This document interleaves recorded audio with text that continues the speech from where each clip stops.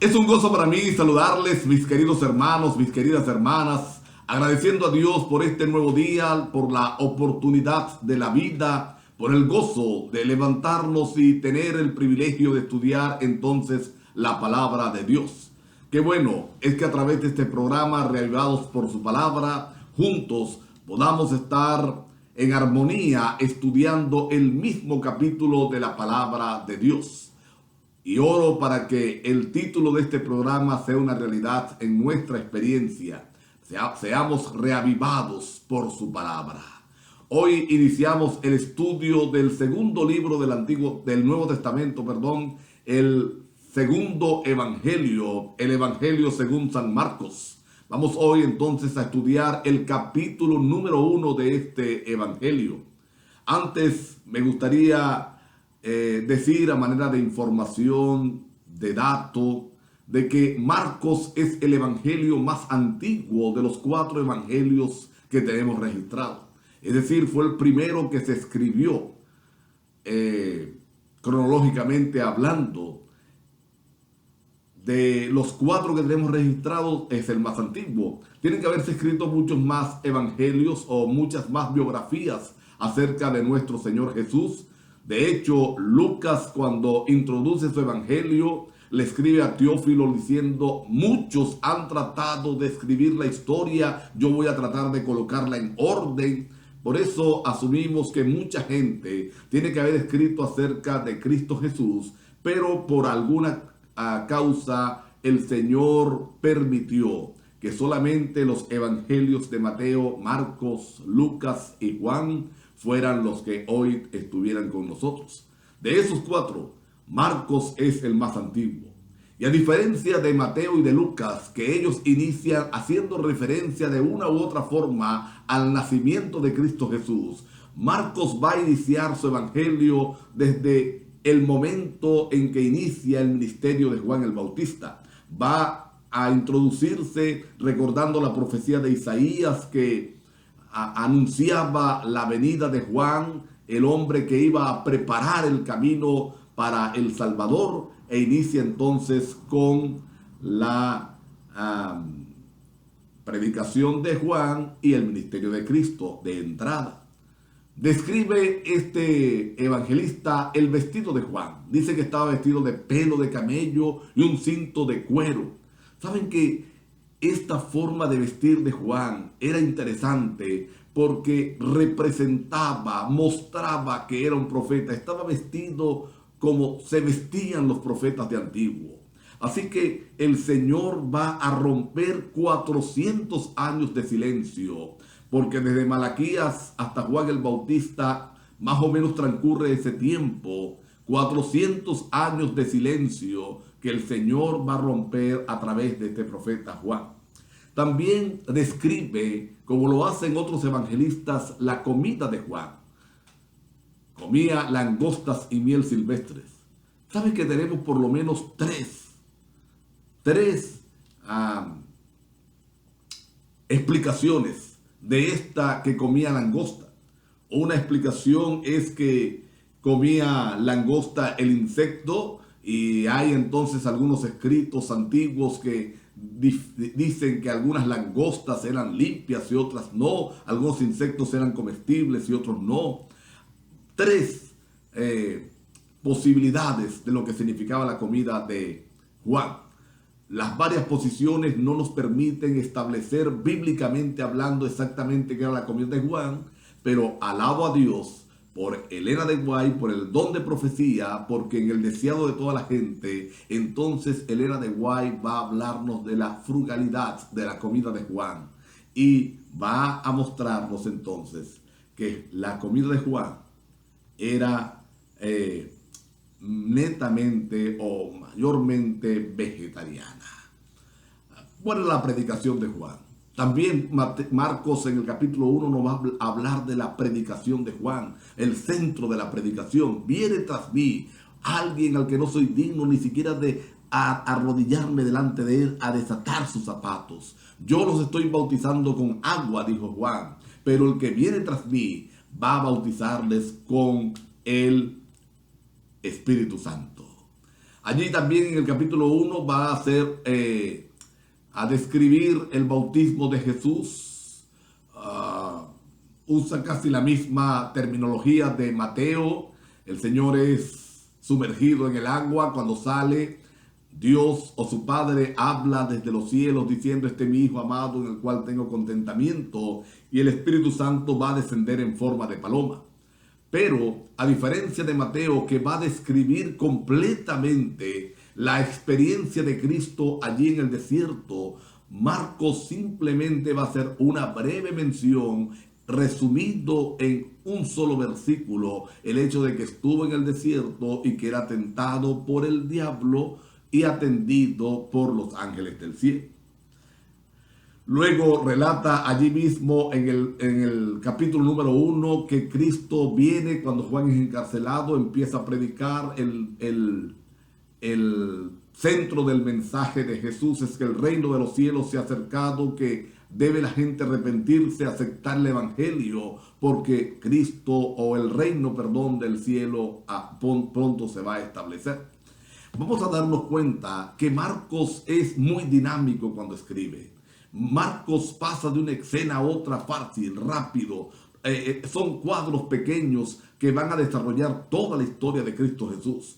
A diferencia de Mateo, de Lucas, que describen con lujo de detalles algunas acciones, Marcos las presenta y va otra, y va otra, y va otra. Es dinámico completamente. Es un evangelio que no tiene descanso, el evangelio de Marcos.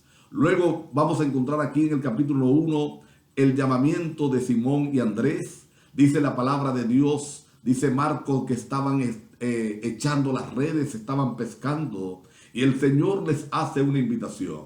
El Señor les dice: vengan en pos de mí, que yo os haré pescadores de hombres. Y es interesante porque la escritura relata que dejaron las redes allí, abandonaron todo por seguir a Jesús, y bendito sea el Señor, porque el Señor cumplió su promesa de hacerles pescadores de hombres. Luego vamos a encontrar el llamamiento de Juan y su hermano Santiago. A Marcos lo presenta con su otro nombre, Jacobo, que estaban remendando las redes en las barcas de su padre, dice la palabra de Dios. A ellos también el Señor les va a invitar, les va a invitar a que le sigan. Y ellos también van a dejar las redes y todo el trabajo con los obreros de su padre, dice la palabra de Dios, y van a seguir a Jesús. Ahora, yo hice referencia a esto, voy a volverla a hacer porque me encanta. Saben que hay un paralelismo entre la función que estaban haciendo los discípulos antes de ser llamados y en la función que les toca realizar. Y esto, a mí me encanta ese detalle curioso de la Biblia. Mira que dice que cuando llamaron a Simón y a Andrés, su hermano, estaban lanzando la red, estaban pescando. Y nosotros vamos a darnos cuenta que la función de Pedro dentro del trabajo ministerial fue lanzar la red. Él lanzó la red aquel primer día, el día del Pentecostés, aquel primer sermón, y casi 3,000 personas se bautizaron, dice la Escritura. Lanzó la red a los gentiles. Él fue el que predicó en casa de Cornelio, y muchos también aceptaron la verdad del Salvador y en consecuencia fueron bautizados. Desen cuenta que Pablo era constructor de tiendas, dice la palabra de Dios. Él mismo dice que se dedicaba a construir tiendas. Y cuando Dios llama a Pablo al ministerio, entonces él va a construir iglesias. Fíjense, Pedro echa las redes, se pesca, la pesca es grande, es milagrosa, gloria a Dios. Mucha gente se acercan a Jesús. Pero viene entonces el apóstol Pablo y va a edificar las iglesias. Pero desen cuenta ahora, mis hermanos, mis hermanas, que dice la palabra de Dios que cuando el Señor llama a Juan y a su hermano Jacobo, o a Santiago, como usted lo conozca, ellos estaban remendando las redes. Cuando el ministerio de Juan es activo. Su función principal es remendar aquellos detalles que las iglesias estaban permitiendo, aquellos errores que la iglesia estaba aceptando. El ministerio de Juan, y de hecho su evangelio tiene esta función, sus 3 cartas tienen esta función, y el libro del Apocalipsis, por supuesto, remendar los errores de la iglesia, enmendar los errores de la iglesia, corregir, instruir por el camino correcto. Dice después el evangelista Marcos, aquí mismo en el capítulo 1, que vinieron a Capernaum y en los días de reposo, fíjense que habla en plural, es decir, por varios sábados, él estuvo enseñando allí en las sinagogas de ellos. Y dice que la gente se admiraba de su doctrina, porque les hablaba, les enseñaba como quien tenía autoridad y no como los escribas. Miren que la autoridad de Jesús, según nosotros entendemos por la revelación, la autoridad de Jesús emanaba de su estilo de vida. Nadie hablaba como él porque nadie había vivido como él. Es decir, no había discordia entre lo que Jesús predicaba y lo que él vivía. No había discordia entre lo que Jesús enseñaba y su estilo de vida. Y aquí tenemos una lección interesante para nosotros. Debemos pedirle al Señor que nos ayude a que con su poder no haya dicotomía entre aquello que predicamos y enseñamos y cómo es nuestro estilo de vida. Así que se admiraban por eso, porque les enseñaba con autoridad. Y la autoridad venía de ese estilo de vida, que lo que él enseñaba lo estaba practicando. También vamos a encontrar en este capítulo número 1 la sanación del endemoniado. Y voy a rescatar de este milagro el hecho de que el endemoniado se presenta delante de Jesús y le reconoce, le dice: yo sé quién eres el Cristo. Y qué triste es darnos cuenta que mientras el enemigo reconoce a Cristo, mientras el enemigo reconoce al Salvador, el pueblo lo estaba ignorando. Por los que ellos vinieron, él lo estaba ignorando. Así que reprende al demonio Cristo Jesús, le llama y dice la gente que vio aquel milagro, que vio a aquel hombre sacudirse y ser liberado del demonio, empezó a preguntarse: ¿quién es este? ¿Qué nueva doctrina tenemos ahora? ¿Con qué autoridad es que hace estos milagros? Pero tristemente, a pesar de toda esa curiosidad, muchos aún eran incrédulos. La mayoría eran incrédulos, no aceptaban al Señor Jesús. Vamos a encontrar también en el capítulo número 1 la sanación de la suegra de Pedro. Y yo quiero rescatar un detallito que Marcos menciona allí. Dice que la suegra de Pedro tenía fiebre, el Señor llegó hasta la casa donde ella estaba, colocó su mano sobre ella, le levantó, le restauró y ella se sanó y le servía, dice la palabra de Dios. Mis hermanos y mis hermanas, qué interesante. Porque todos los que hemos sido sanados por el Señor, sanados de la enfermedad del pecado, debemos servirle. Debemos procurar que nuestra vida sea una vida de servicio, en la edificación de su reino, en la edificación de su iglesia, y en preparar a otros para que vayan con nosotros al reino de los cielos. No podemos quedarnos quietos una vez que hemos sido sanados por el Señor, que hemos sido restaurados por el Señor. Tenemos que servirle al Señor. Dice que ese mismo día, pasando el día sábado en la tarde, trajeron muchos enfermos a la casa donde estaba el Señor. Muchos eran sanados. También a Marcos nos va a presentar en este primer capítulo el que Jesús se levantó muy de madrugada, oscuro, para orar. Muestra la vida de oración del Señor. Pero hay algo interesante. Jesús pasaba las noches en oración. Oraba de noche, pero pasaba el día en acción. Y el Señor desea que nosotros aprendamos de este ejemplo.